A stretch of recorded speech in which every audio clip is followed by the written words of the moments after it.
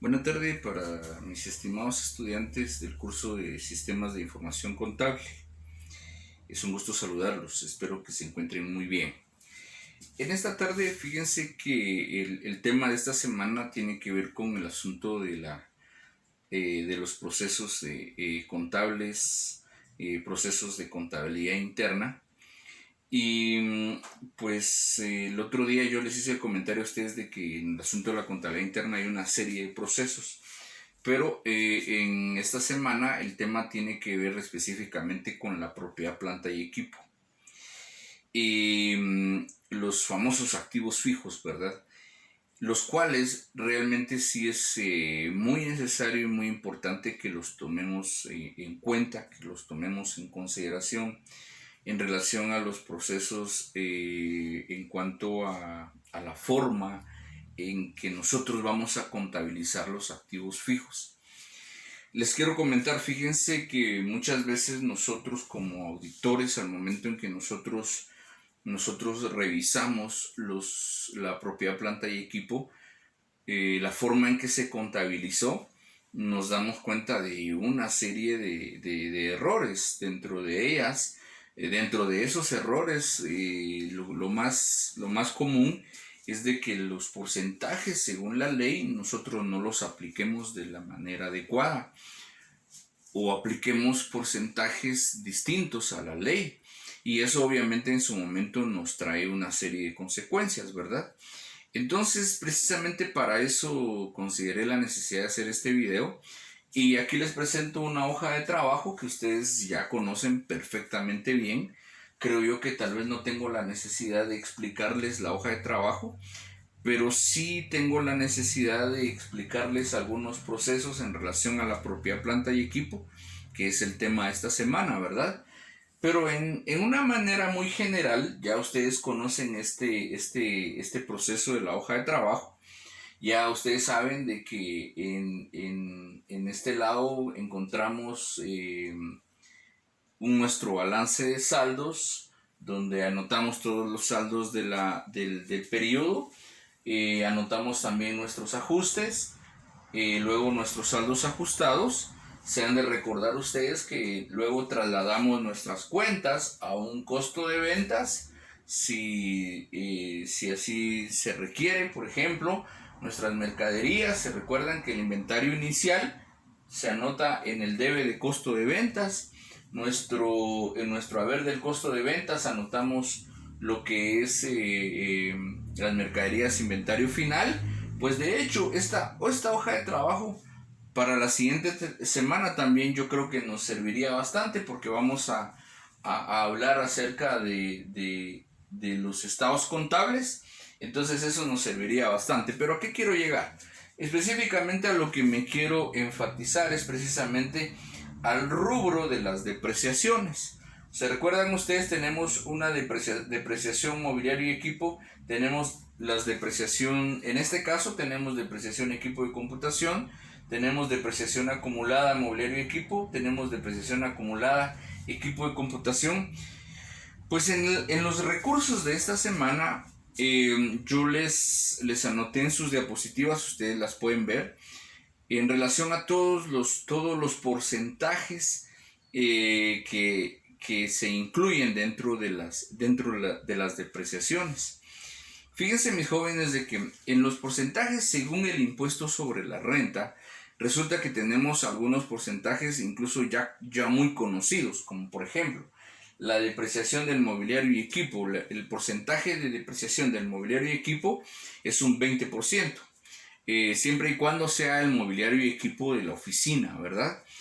Cuando realizamos los cálculos de la depreciación del mobiliario y equipo de la sala de ventas, el cálculo que se hace es un 10%. Estamos hablando del porcentaje máximo legal, ¿verdad? Si queremos hacer cálculo de depreciación del equipo de cómputo, ustedes saben de que es en un 33.33%. La depreciación de las herramientas es un 25% el que calculamos. La depreciación de la maquinaria es un 20%, la depreciación de los vehículos estamos hablando también de un 20%, pues esos son los porcentajes máximos legales. Ahora, en la contabilidad interna, jóvenes, todo va a depender de las políticas que así se consideren, ¿verdad? O sea, según las políticas internas de la empresa, así va a ser nuestro cálculo de depreciación.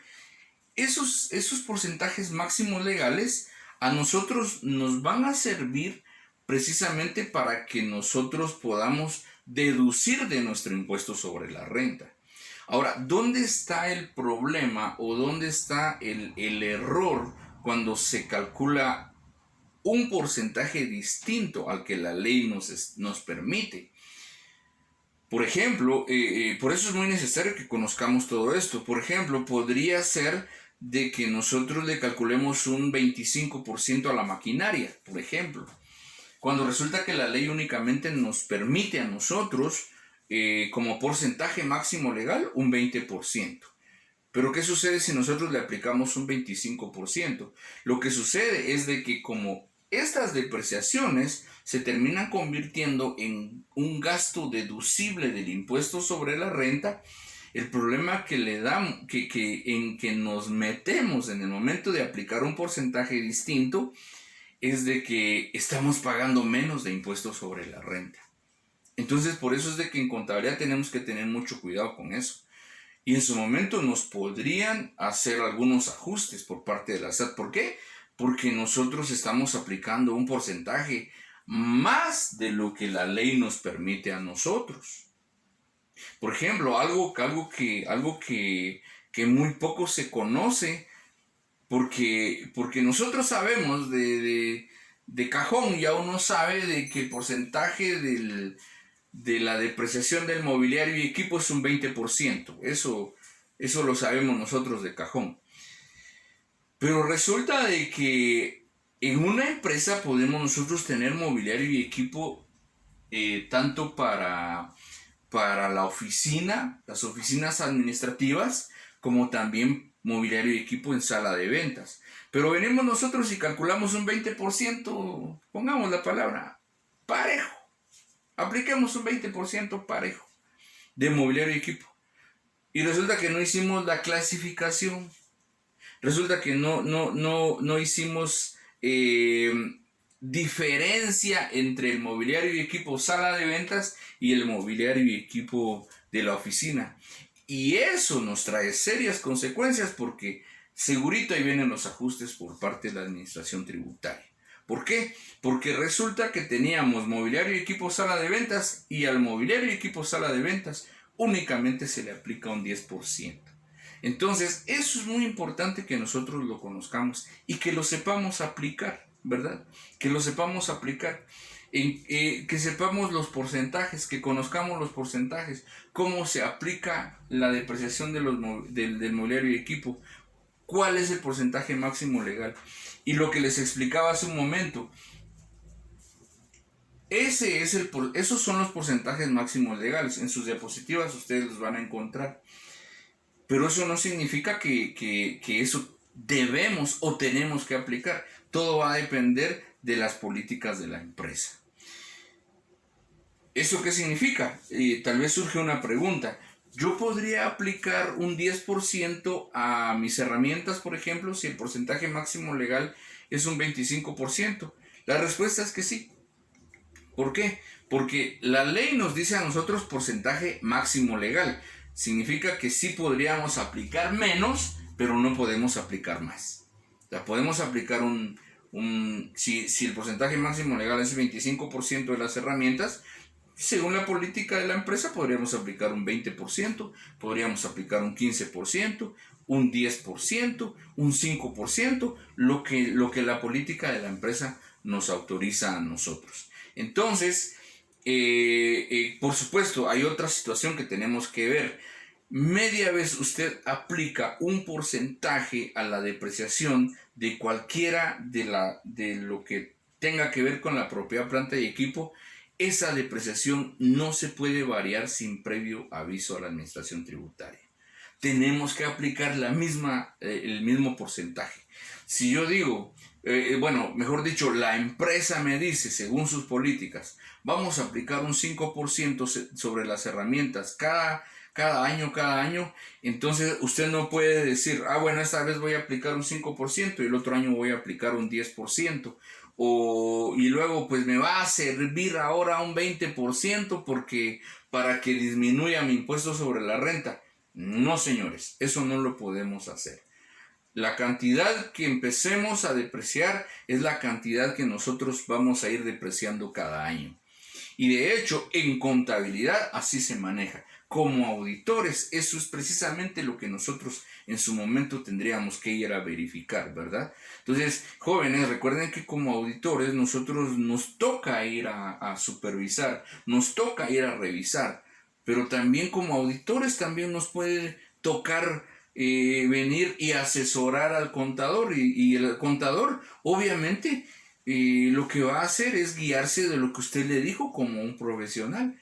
Entonces tampoco podemos nosotros asesorar mal a nuestros contadores, ¿verdad? Entonces, eso es en términos generales, jóvenes, lo que tiene que ver con las depreciaciones. No se les vaya a olvidar, las depreciaciones nosotros son porcentajes que la ley nos permite para deducir del impuesto sobre la renta, pero tenemos que saber aplicarlo de la manera adecuada. En sus diapositivas aparece un ejercicio, espero que lo realicen y pues también en el momento en que nosotros apliquemos todo esto en nuestros estados financieros tienen que desarrollarse de la manera adecuada, de la manera oportuna. Por ejemplo, recuerden ustedes de que cuando nosotros, pongamos un ejemplo sencillito, si yo tengo mobiliario y equipo, tengo 1000 quetzales en mi balance general, a eso le resto 500 quetzales de depreciación acumulada, bueno, mi mobiliario y equipo ahora queda con 500 quetzales. El hecho de que la depreciación acumulada sea un pasivo no significa que eso lo vaya a agregar yo en mis pasivos corrientes o en mis pasivos no corrientes, como en algunas ocasiones como auditor he encontrado. Me he encontrado con que anotan la depreciación acumulada en los pasivos porque tal vez porque así dice el libro, ¿verdad? No, eso no es así, jóvenes. Las cantidades que nosotros depreciamos, esos valores, esas cantidades, nosotros tenemos que restarlas a nuestra propia planta y equipo según corresponda, ¿verdad? Para que nos termine dando el saldo que nos termina generando a causa de la resta de la depreciación. Entonces, todo esto, jóvenes, lo tenemos que manejar muy bien. Así es de que yo les deseo muchos éxitos y ojalá que este video les sirva en su proceso de aprendizaje. Que Dios me los bendiga mucho y mucho gusto saludarlos.